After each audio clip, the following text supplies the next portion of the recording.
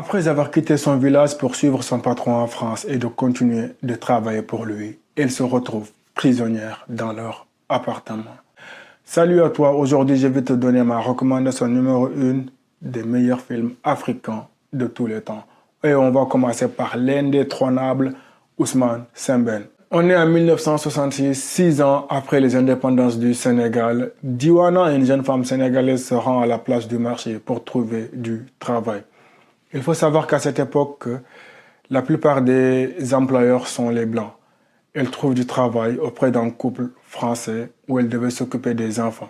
Après quelque temps, le couple fut satisfait du travail de Diwana et décide de rentrer en France et propose à Diwana de venir avec eux et de continuer de s'occuper de leurs enfants, mais aussi de découvrir la France. Diwana fut enchantée par cette idée et décide de les suivre. Une fois en France, cette gentille patronne qui était au Sénégal avec elle laisse place à une femme manipulatrice et calculatrice. Diwana passe ses journées à cuisiner, à faire le ménage, à repasser et à s'occuper des enfants.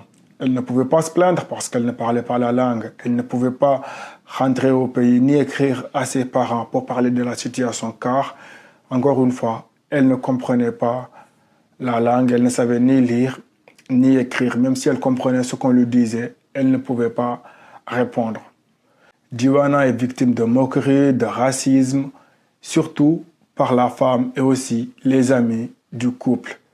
Diwana alors en a marre. Un jour, elle décide de faire quelque chose qui va bouleverser le quotidien de tout le monde à jamais.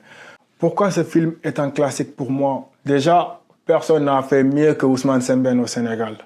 Déjà, rien que pour ça, c'est un film qui mérite d'être vu. Et numéro 2, en Afrique globalement, ce film fait partie des meilleurs films selon moi. Alors voilà pourquoi je vous le recommande.